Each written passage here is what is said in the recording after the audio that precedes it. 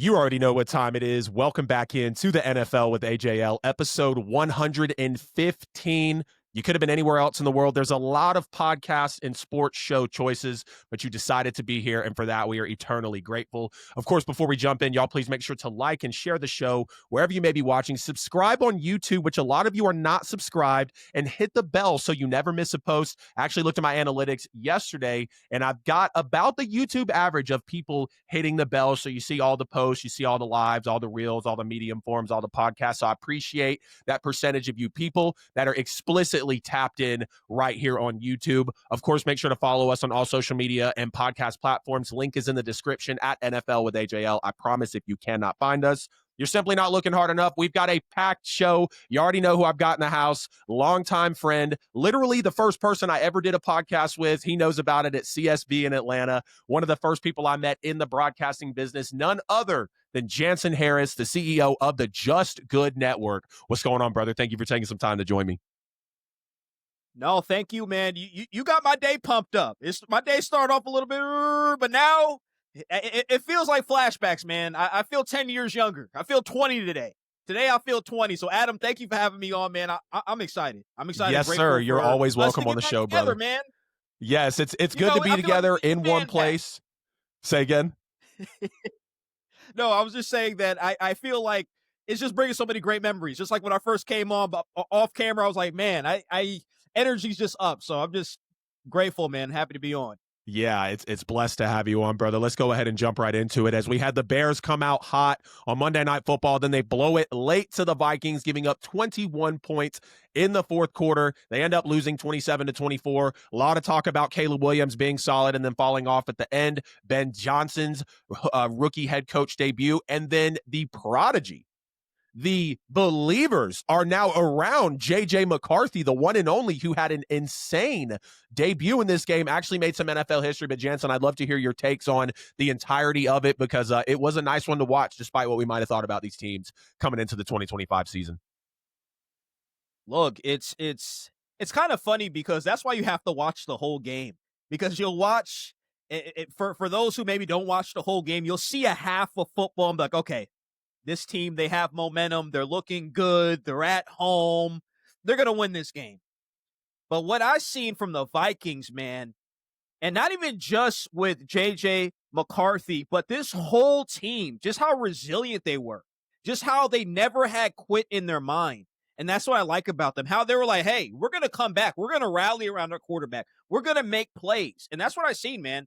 So shout out to the Vikings because, again, and there's other games we got to touch on too that the similar effect happened. We're seeing teams come back and say, "Hey, let's get the guys together." The consulting aspect of things, where it's not over yet. We can't get too down on ourselves. We have to be steady Eddie, and that's what you saw out of the Vikings team. They played as a unit. They played hard. They made all the plays possible. And JJ looked great, man. JJ looked great at the time where it matters the most. You could look bad in the first quarter. You could look bad in the second quarter, maybe the third quarter. Maybe it's not third about quarter. how you start. The fourth quarter, you finish. show up in the fourth quarter. That's where you earn your money, man. So shout out to the Vikings for that one.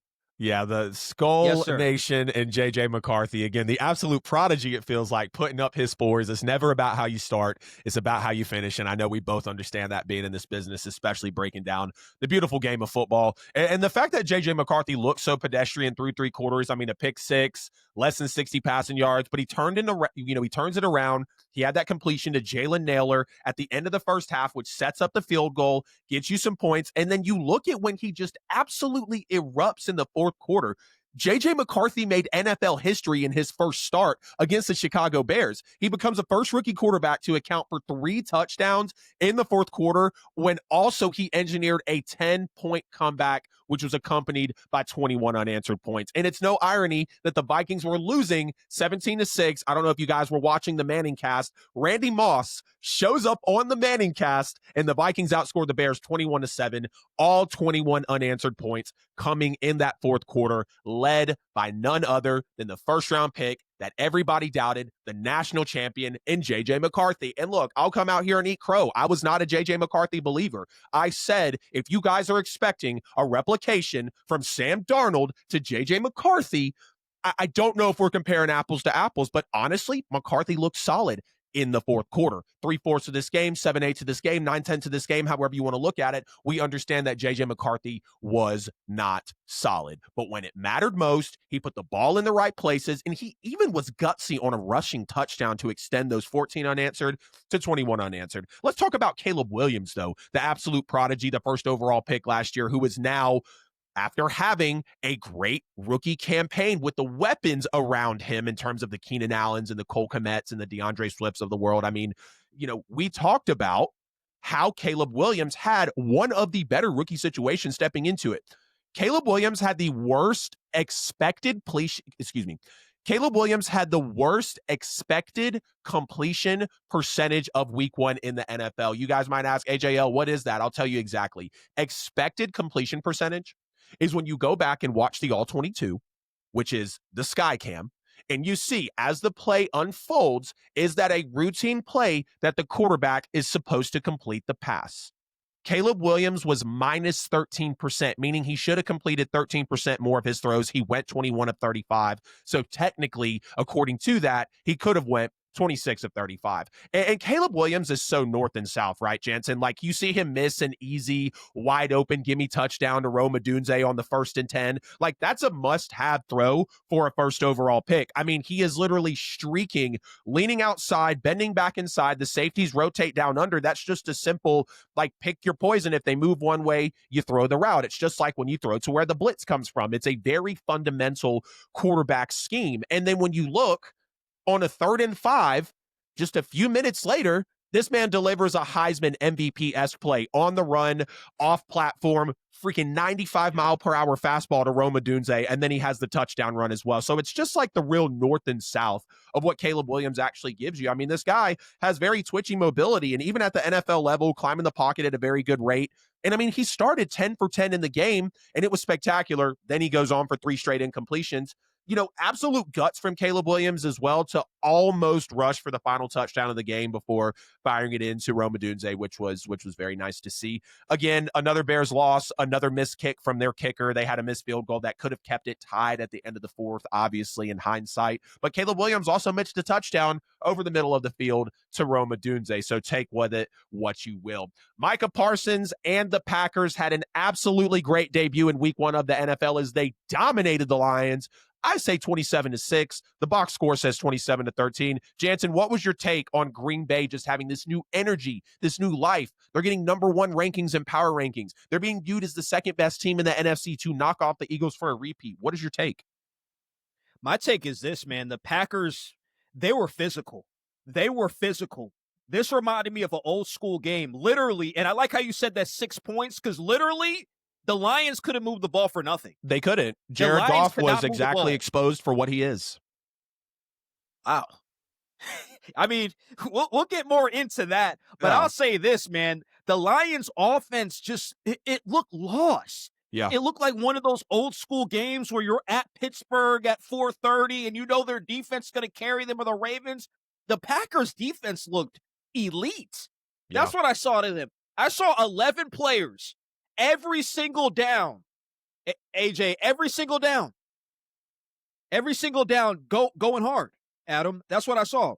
Yep. I saw that Micah Parsons, he looked re-energized. He finally got the sack, and the crowd was into it. But I seen 11 guys, Adam, just go after it.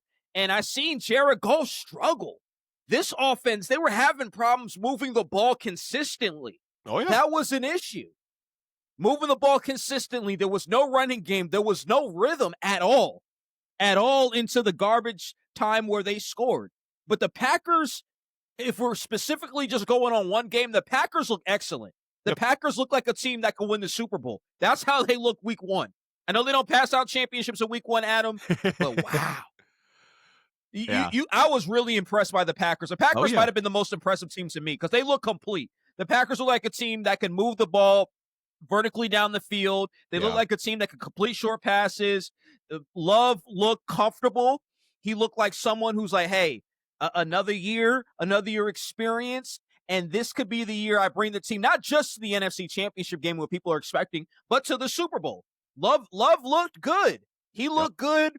And this team looks pretty balanced. And that's what I love. But the defense really did it for me, man. The defense did it for me, getting to the quarterback, just airtight coverage. They shut the Lions down completely. I say the Packers, they're up there for the most impressive team in week one. They look great. And right now, I would say this, too. Call it a hot take, call whatever you want to say. They play the Eagles right now, they're beating the Eagles. They play the Eagles right. If the Eagles catch them, and I don't have the schedule in front of me, maybe I need to Google it real quick, but right now, they look like they can beat the Eagles. So we could be talking Super Bowl. Yeah.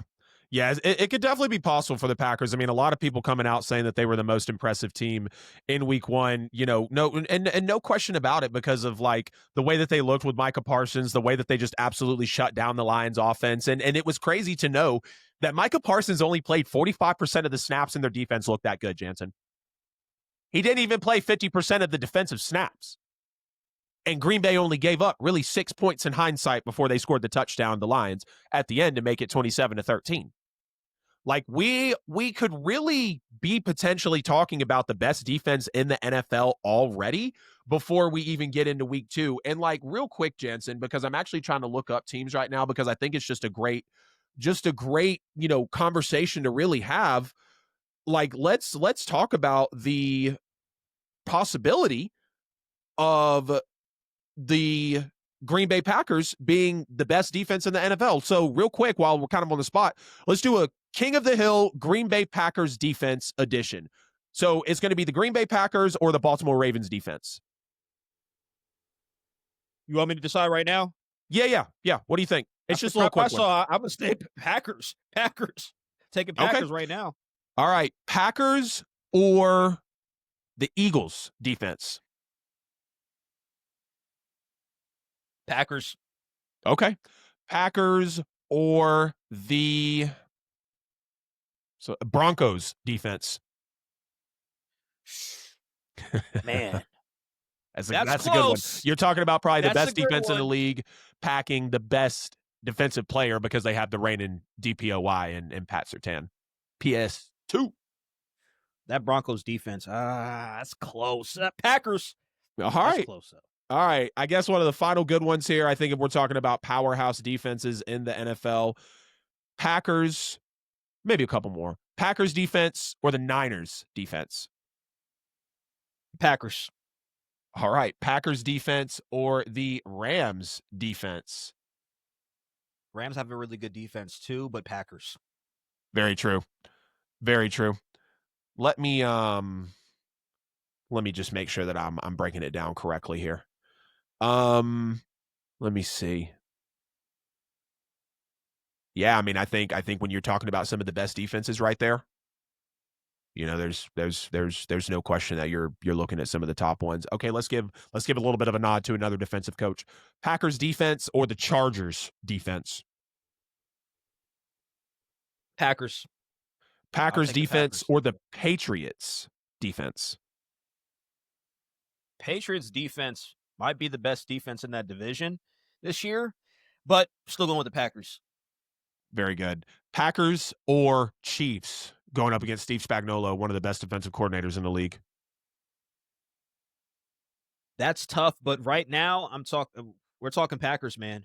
And again, this week one, but we're talking Packers. Yeah, no, we're just having some fun.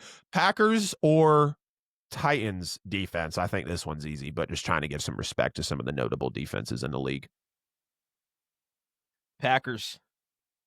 Packers defense or the Commanders defense? Packers all the way. We still go with Packers. Yeah, it's Packers running the pack here, clearly. I think you guys get the theme that the Green Bay Packers are going to have one of the better defenses in the league. Here we go. Probably last two. Packers defense or Steelers defense? Packers. Steelers defense, I do believe will get better. Week one wasn't the best performance against the Jets, but they'll get better. Right. And final one, Packers defense or the Seahawks defense? I believe Seahawks have a good defense, but Packers. Yeah.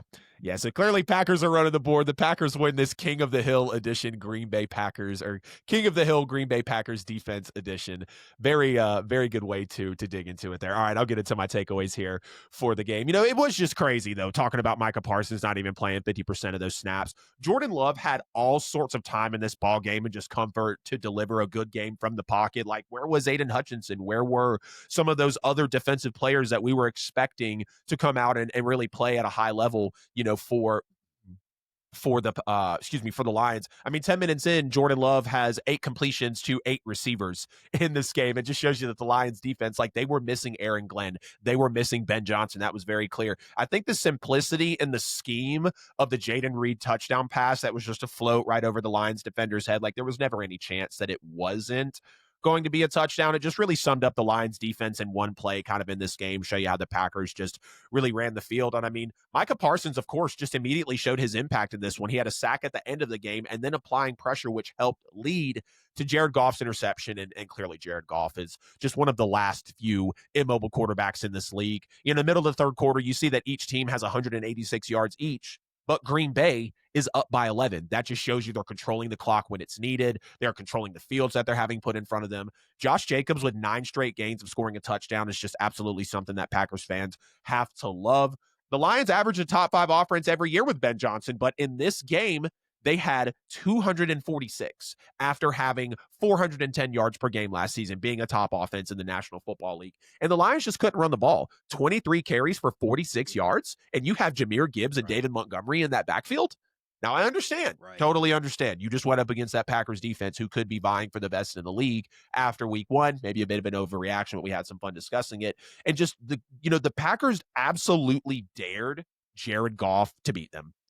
They literally said, Jared Goff, we're going to make you drop back and beat us with your arm because we're going to stack the box. We're not letting Gibbs get open. We're going to play a couple of single high safeties, 2 high safety shells. Like, we are not letting Amon-Ra or Jamison Williams beat us. You can have the short over the middle. You can have your drag routes. You can have your slants. You can have fun with Sam Laporta, but you are not going to beat us over the back. You can try to run the ball, but we're going to stack the box. And they just clearly came in and absolutely dominated. Your New York Jets, Jansen Harris, with Justin Fields, who should have been their number 2 overall pick back in 2020, 2021. Y'all know which draft I'm talking about, though. They barely fall to the Pittsburgh Steelers, 34-32. Justin Fields plays potentially his best game ever as an NFL quarterback. Aaron Rodgers comes back. Does he make a statement with his 4-touchdown revenge game? We're going to get all into it. But give me some of your takeaways from the game overall, man. What are you feeling from your Jets under Aaron Glenn now? Is this the same old from a guy who's been a lifelong Jets fan, or do you actually feel something different after taking one of the better defenses and one of the better quarterbacks in this league? You can say what you want about Aaron Rodgers to the brink. Well, I'll say this, man. First of all, offensively, didn't expect that at all. I thought the Jets offense would struggle a bit, and I thought the Steelers offense would struggle a bit. But I love what I saw to Justin Fields. I give him an A. I give him an A for performance, man. This was one of the best performances of his career, and it was a great way to start with the Jets. He ran the ball smart, 12 carries, 48 yards, had a couple touchdowns on the ground. He was efficient. 16 for 22, had a touchdown pass, around 218 yards. Yep. So I thought he played well. He did his part. Breece Hall, he looked pretty good. I think the Jets offense was good. 12 carries for 46 yards and 2 touchdowns as well, man. He accounted for 3 scores. Right. Garrett Wilson of course, we wanted him to hang on to that ball. Yeah. He played well. Jalen got a Ramsey touchdown delivered score. a Jalen Ramsey-esque hit. Yeah, Jalen Ramsey hit him. That hit stick. It hit different. Like he flicked down on the right stick on him. Bang! But, yeah, it was nice seeing the Jets offense have some life. It was great seeing that. Yeah. Is that something that you haven't seen in a while? Like, do you feel like Aaron Glenn is really engineering the best out of Justin Fields right now? Is this more of, is Nate Hackett still y'all's offensive coordinator? Nathaniel Hackett? Yes. Okay. I believe he still is. I'm sorry. I gotta confirm that. I believe he's still there. I don't think he got fired. I'll look it up real quick. No, it's Tanner Engstrand. He was hired in January of 2025. So no, it's not Nate Hackett. So boom, brand new OC What's your thoughts on the way that he engineered Justin Fields in his first game? You think it's promising? You think I it's don't know sustainable much. over the year? Yeah, I think it is. And you know what? His play calling was impressive week 1. I think he played to Justin Fields' strengths. Justin Fields believes in what he's calling. So Tanner, Yeah. I don't know where he was from or his background, but it doesn't matter. Those play Yeah. calls, it was working, and I think the Jets could build offensively off that momentum. So it was as a Jets fan, you don't see a lot of this. You don't see a lot of offense flow and so crisp, being able to move the ball with ease. Not everything looks so hard. The offense looked in sync, and Good. that's what we love to see. So it was an A offensive performance for me for the Jets. Yeah. Yeah, I would agree too, man. I mean, just the way that Justin Fields was able to come out, be calm, dime after dime after dime, layered throw, timely throw after timely throw. It clearly was in the cards that the New York Jets should have picked Justin Fields number 2 overall when they had the chance, but they goofed and they took Zach Wilson, and that will forever be a story of the New York Jets in their quarterback chase for the next franchise guy, because Justin Fields was clearly the guy that they should have taken at number 2. I mean, it was no question that Zach Wilson had no business being clarified months early by the franchise that they were going to take him number 2 overall. That's why when Justin Fields ended up coming back to the New York Jets, or he landed with the New York Jets, I was like, look at that. That's what we call a full circle community moment. That's what we call divine timing. That's what we call being in the right place at the right time. And I believe Justin Fields did what he could. He left the field being a winner. And you have the best kicker in football and Chris Boswell coming in, nailing a 60-yarder. Go figure, right? It's just another thing of the Steelers being able to be clutch. And as a Jets fan, you feel like it slips away, but I think Jets fans today should be very happy, right? And when you look at just the battle of Aarons in this game, Aaron Rodgers versus Aaron Glenn, I mean, Aaron Rodgers absolutely snapped 4 touchdowns. It was a great showing from him. Do you feel like it's too much to say that Aaron Rodgers is back and that he made a statement? Because I want to rescind on some comments I made a few months ago. I don't believe Aaron Rodgers is washed. I was unfairly judging him when he was with the New York Jets, because when you look at his numbers, yes, I understand the wins were not as solid as when Zach Wilson had the same amount or more wins when he was a quarterback. We know that's a disparaging stat. But Aaron Rodgers in the quarterback position, right or wrong, Jansen, he gave the Jets one of the better quarterback seasons in recent memory, dating back to maybe Mark Sanchez. Am I wrong for saying that? I don't watch the Jets like you do. Well, I would say, Fitzpatrick had a couple good seasons for Fitz the Jets. as well. I know that's Excuse bad to me. say, but Fitzmagic, yep, Fitzmagic had a couple from a stats perspective, I would say, and Jets haven't had much, but one of the better Jet quarterbacks. So, yeah, I think from a numbers perspective, Aaron Rodgers, because the expectations are so high, and him being in New York and him being so high profile, a lot of the blame was pushed on him. So I do believe from a number perspective, he wasn't absolutely terrible, but it's easy to get into that narrative because of who he is and what he accomplished with the Packers. Oh, yeah. Yeah, absolutely. And just, big shout out to Aaron Glenn as well. The fact that he was able to come out, have an offense, put up 32 points against what's supposed to be anointed, a highly touted defense in the Pittsburgh Steelers, like Jalen Ramsey, Darius Slay. I believe Minkah Fitzpatrick is still there. Obviously, TJ Watt. We understand what they have built in that defensive room over in Pittsburgh. And the fact that Aaron Glenn was just able to go up against that, the fact that Tanner Engstrand, if I'm pronouncing that correctly, the OC, and Justin Fields were able to go up against that, I think that's very remarkable, understanding that Mike Tomlin is the coach that he is. And again, it's 100% that the Jets should have drafted Justin Fields all along. Justin Fields, here's a great stat for you. Justin Fields was number 1 in EPA per dropback, which means expected, I think, points average, something like that. Let me look it up if I'm about to get into an advanced stat. I know what it means, just not off the top of my head.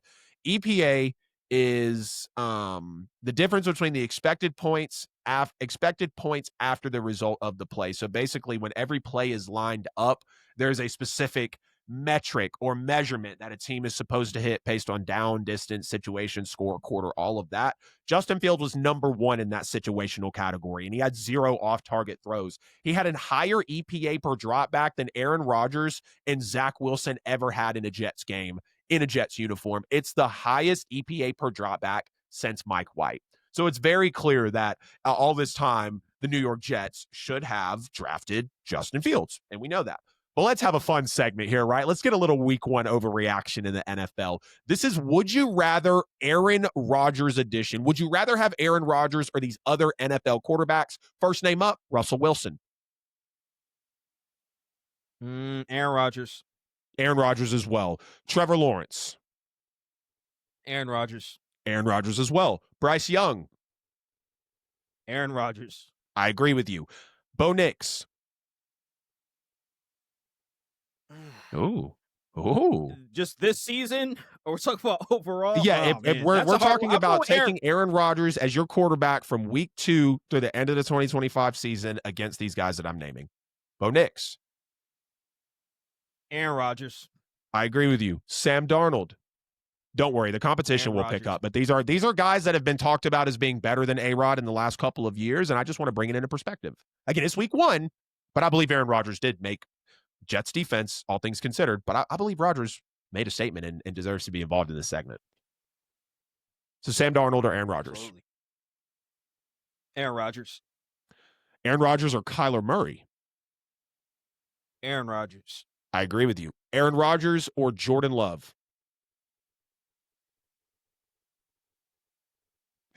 Here we go. Love. I'm going to go Aaron Rodgers. Aaron Rodgers or Brock Purdy? Aaron Rodgers. I will take Aaron as well. Dak Prescott. I'm taking Aaron Rodgers. It's not a thing for me to think about. I mean, if we put Aaron Rodgers on the Cowboys in those playoff situations, I believe we all can understand what the outcome could have been much higher than the potential for Dak. Hey, give me your honest answer though. You ain't got to. You didn't hear? Oh, Aaron Rodgers. I want to know. Rodgers. Aaron Rodgers over Dak. Okay. Aaron Rodgers or Baker Mayfield? Can't say you wouldn't feel better if Aaron Rodgers was the quarterback for the Bucs this year. Let's just call a spade a spade. I like Baker, man. I like what Baker's doing. Yeah. To me, it's close. It's a toss-up right now. Baker's nice, but I'm going Aaron Rodgers. Yeah, I think if we're true. Right. And yes, we get it. This is definitely leaning into an overreaction, and that is kind of the point. But let's also be real that we have to understand that Aaron Rodgers did tear his Achilles 4 snaps into the season 2 years ago. And he was literally in the New York Jets organization and still threw for almost 30 touchdowns and 4,000 yards with the talent that he had. So now he's being coached by Mike Tomlin. He has that Steelers defense. He has DK Metcalf. I don't know. I think the Steelers will be a sneaky team this year, for sure. I'm going to take Aaron Rodgers over Baker Mayfield. A lot of people are going to be pissed about that, but you can say what you want. Aaron Rodgers or Matthew Stafford?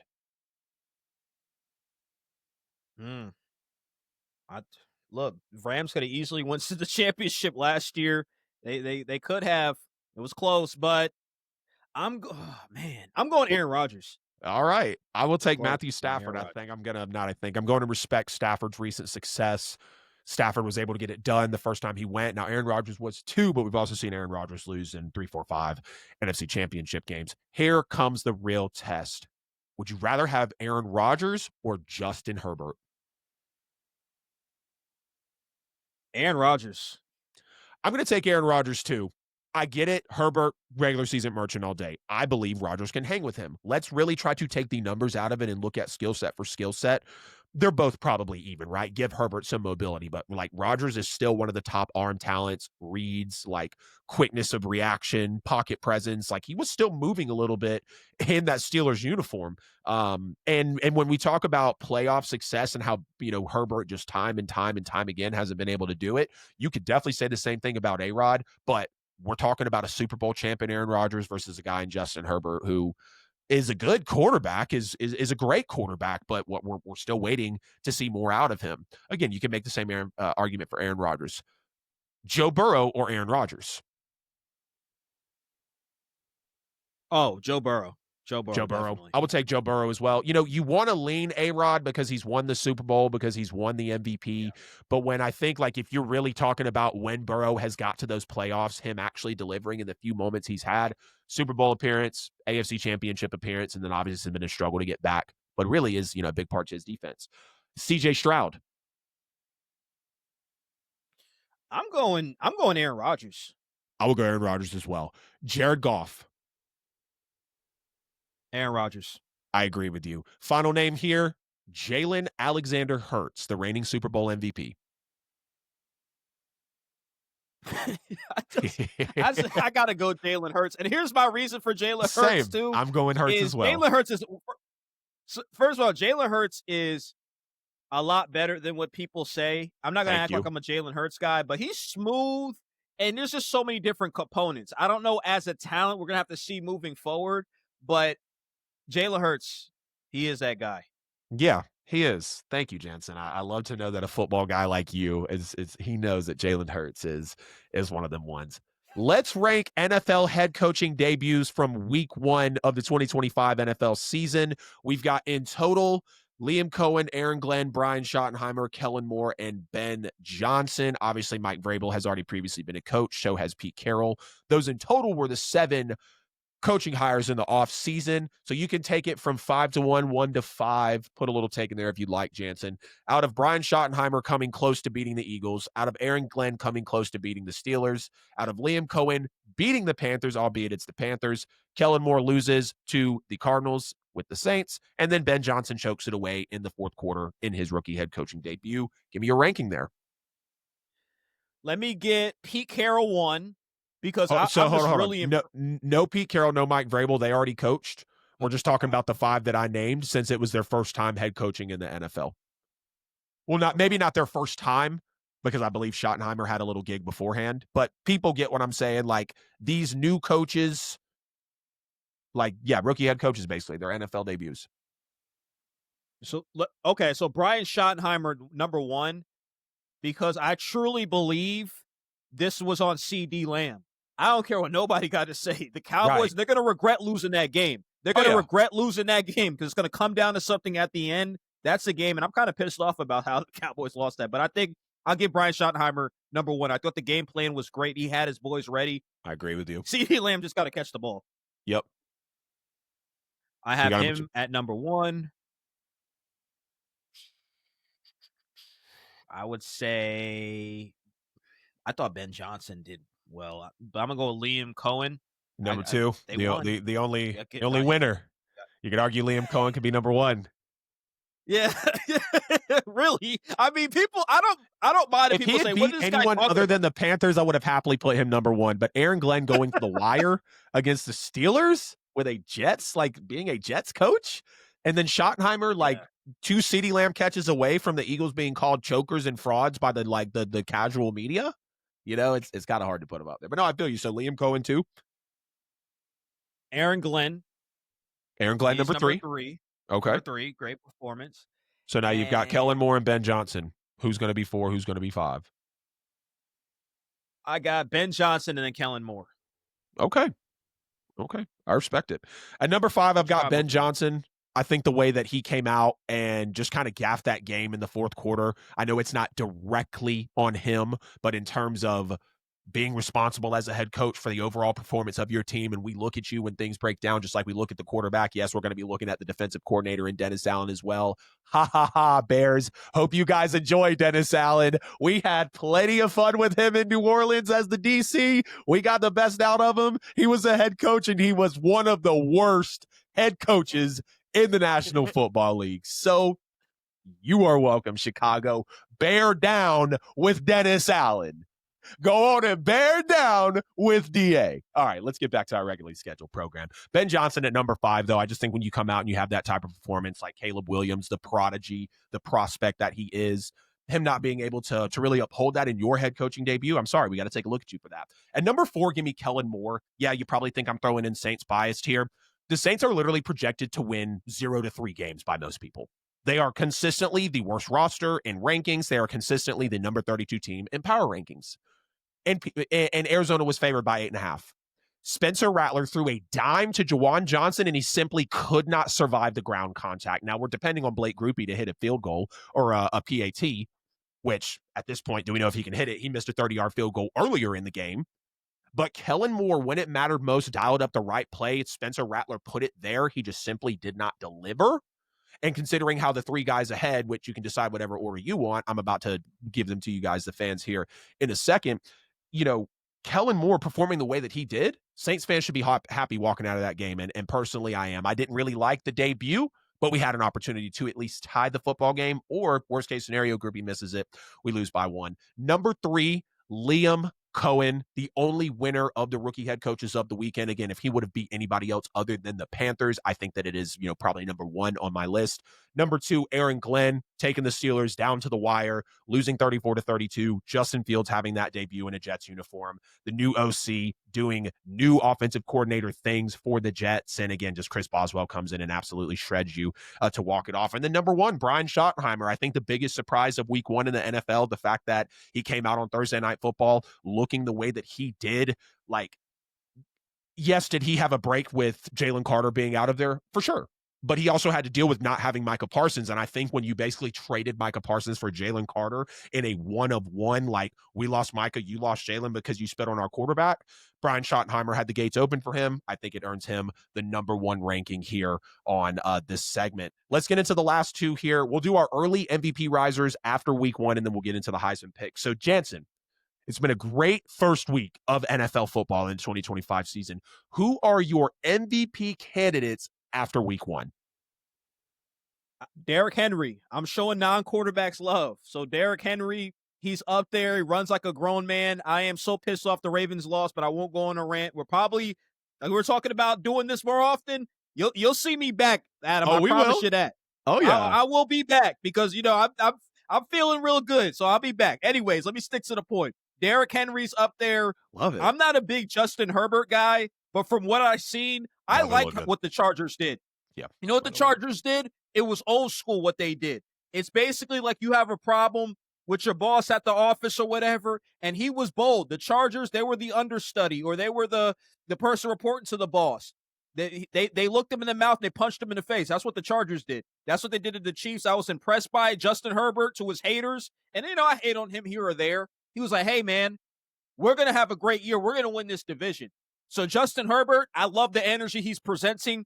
Put him up there. Wow, who else? I know it's just because you're going quick and you ain't thinking about him, but you got to give that boy Josh Allen some credit. 251 passing yards in the fourth quarter. Crazy. Josh Allen, of course, won it before. Maybe it was my Jet bias that just was like, let me He's like, should I put Justin Fields in here, bro? He looked pretty damn good. Yeah, exactly. I was about to sneak Justin Fields in there and make some excuses. But look, hey, if Spencer Rattler would have came out and thrown for 275 ahead of game with a touchdown, I'd be like, hey, Spencer Rattler that's your MVP candidate. But look, right some there. of the favorites, Josh Allen, one of those guys who pretty much could win it every year. He's going to be up there, and he's probably the favorite. Of course, every game, he's going to make. Josh Allen's at the point where if he doesn't do what he did last game, like let's say he just throws 3 touchdown passes, doesn't rush for 1, people, that's normal. So he's at that point. Josh Allen, and then of course Lamar Jackson too. And Lamar Jackson's in that position where it's like, dude, you can go out there and throw 40 touchdown passes, run 40 rushing touchdowns this year, and people aren't going to care unless you get to the Super Bowl. That's where he's at. So those are my 100%. MVP candidates. Yeah, 100%, because if Lamar wins a third MVP, he will have more or as many playoff wins as he has MVP trophies. He will then be, I think Lamar Jackson is one of like 3 or very small amount of 2-time MVP winners that have not made a Super Bowl debut. If he wins a third MVP and does not have a Super Bowl debut, he will be the only quarterback in NFL history with a third MVP trophy and 0 Super Bowl appearances. How does that reflect upon you as a guy who is heralded as an MVP candidate?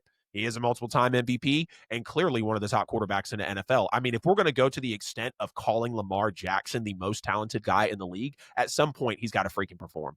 At some point he has to make a debut. And you guys just, saw me post about this yesterday. Like, how long do the Ravens continue to hold on to a guy like John Harbaugh? Lamar's not the question, right? But like you eventually, it's kind of like the Mike Tomlin situation. How long is 9-8, never having a losing season? Okay. Like, the Ravens are bare minimum expected to be a divisional round team.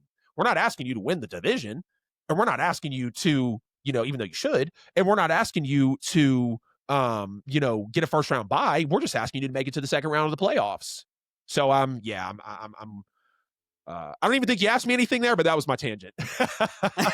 We got to see more out of Lamar. Look, in the future, we're going to get more into this type of stuff because I agree with everything you said. When you got a guy as talented as Lamar, Harbaugh, that's a great point. People don't talk about that enough. That's another discussion. That's the right point. Yeah. I agree with you. Yeah, for sure.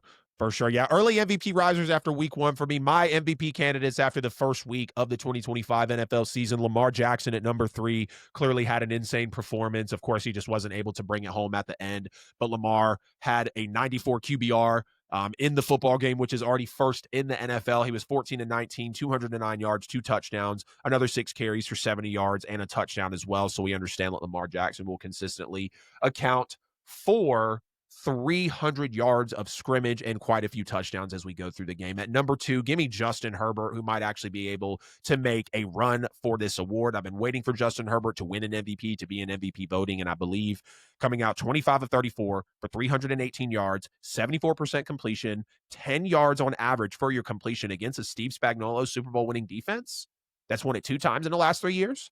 And you threw 3 touchdowns, 7 carries for another 32 yards, and the game-winning swagadocious slide out of Justin Herbert to be able to take it home over Patrick Mahomes and Andy Reid. You got to put Justin Herbert in there. And then number 1, the alien, the unicorn, the unhuman, most prototypical quarterback build you would ever want. It is Josh Allen at number 1 in your MVP voting. 33 of 46, 394 yards, 251 of those came in the fourth quarter passing. Josh Allen had 2 rushing touchdowns in the fourth quarter. He had 72% completion, 2 passing touchdowns. Again, 2 more rushing touchdowns, 14 carries on 30 yards, only sacked 1 time in the game. Like Josh Allen, no turnovers. The only turnover in the game was when Ed Oliver gave Josh Allen a chance to be Josh Allen when he stripped Derrick Henry. So those are going to be my MVP candidates after week 1 of the NFL season. And then before we wrap it up here on episode 115, Jansen, it's been a blast. We're definitely going to have you back on probably this week, if not early next week, whenever your schedule allows. Let's look into our Heisman candidates after week 2 of the college football season. I feel like I'm the only one out here with my true Heisman pick. I want to hear yours. I mean, if you got 3, if you got 5, I would love to hear it. I got 3. Man, look, I watched Oregon play, and they took the belt out. They put a belt beating. I know Gucci they belt put to a ass. beating. Yes, all game long. So Dante Moore, that quarterback, man, he can sling it. He can sling it, man. I just loved watching that game. Just touchdown, completion. So he's on my list. Maybe I'm biased, but him, he's someone who you need to watch out. Of course, Oregon is on the map to win the national championship. It speaks for it speaks to themselves. The year they had last year and the year they're having so far this year, and it's led by Dante Moore and this offense, man. Whether it's not just the bubble screen game, he could get vertical with that thing. He just makes smart decisions, and that's what I like about him. This Ducks offense is already firing on cylinders. People can say what they want to say. The Oklahoma State, a team that, listen, it was a really Oklahoma team that was just really like bad. You know what I'm saying? Being able, now he's the 3rd favorite to win the Heisman Trophy, according to a couple different news sites and stuff, but I really enjoy him, and I think he could win it. I think if Oregon could stay undefeated or just maybe 1 loss and he continues to put up big numbers, then he'll win the Heisman Trophy. Number 2, Ohio State, Jeremiah Smith. Ooh. I believe, again, his numbers might not the be all world like it was last year so far, but I think it's going to pick up. I think for Ohio State, I think he's going to have some really, really big games where he has 200-plus yards, multiple touchdowns. They have to find a way to get him the ball more, and they will do that. They will do that. Ryan Day and the staff will do that. He's another guy who I wouldn't be surprised. If they do give it to a non-quarterback, then it would be him. I think that he's having a really good year. Yeah, and then he's going to be he could potentially be the number 1 pick in the draft if he plays at the level that he played last year. He was a true freshman, just freaking crazy. So he got 2 more years of Jeremiah Smith, really. And another guy who might be the favorite, and I left him off the list, quarterback at LSU, Garrett. I think Garrett Nussmeier, I believe, is his last name. I just want to make sure I'm saying it right. Offensive coordinator's son. Yeah, offensive coordinator's son. Look, he's up there. Maybe I am a hater. I don't have him at number 1 because I do believe LSU's going to have some hard games coming up, and I think that he'll get exposed a little bit. So that's why he's not at my number 1. So, we'll see when it comes to what he's able to do for the rest of the year. Arch Manning's another guy who is probably not going to win it because of what happened week 1. Yeah. Was he exposed a little bit? I don't think it's 100% fair to just blame him. Right. I blame Sark. Sark didn't set him up that's for a whole success nother either. Exactly. That's a whole number discussion. Now, a kid I like, and I'll wrap this up, a little bit long-winded with this one. You're fine, John bro. This is a Mateer podcast. from We come on here to Oklahoma. talk.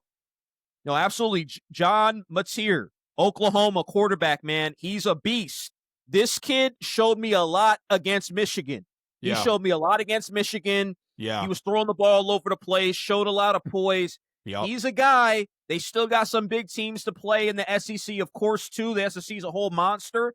Right. If he could do some of the same stuff against the Texases of the world, Ole Miss, Tennessee, Alabama, and then that head-to-head against like a team like LSU, who has a guy who I just mentioned in Garrett, who could win the Heisman Trophy. I think he's a guy who maybe people are like, whoa, you have him at number 1? That's a guy that I'm really high on. I was really impressed in that Michigan win. Yeah, John Mateer, he did look solid. He's just not moving the needle for me though. Like I get that the tape holds up and the numbers do as well, but I the 3 guys that I have on my list I feel like are just performing at high levels when needed. And it's not that John Mateer is not, but I guess to cut to it, my 3 candidates here are just the ones that I really believe are the guys that are really in the running for it, and they deserve the most recognition. At number 3, give me Carson Beck. As much as I hate to say it, former Georgia quarterback, 472 passing yards on the season, 4 touchdowns. Obviously, the big win over Notre Dame to open up the year, and then he absolutely throttles BCU, 45-3, going 22 of 24, 2 touchdowns. Obviously, he is not much of a rushing threat. At number 2, the Oregon quarterback, Dante Moore. Can we just say that Oregon is actually getting really solid at pumping out quarterbacks? Like, you can say what you want about Dylan Gabriel. I'm a Dylan Gabriel believer. We've clearly seen what Bo Nix has become. We now have an example of Justin Herbert, who we just mentioned, in a MVP conversation. And now we have a guy in Dante Moore in Oregon who was just absolutely lighting it up. 479 passing yards on the year, 6 touchdowns, no interceptions, 81.5 QBR, which is 19th in the country. We see him come out, take care of OK State, take care of whoever MTST is. I'm not going to lie, I didn't watch it, but we know that they clearly kicked ass 58-13.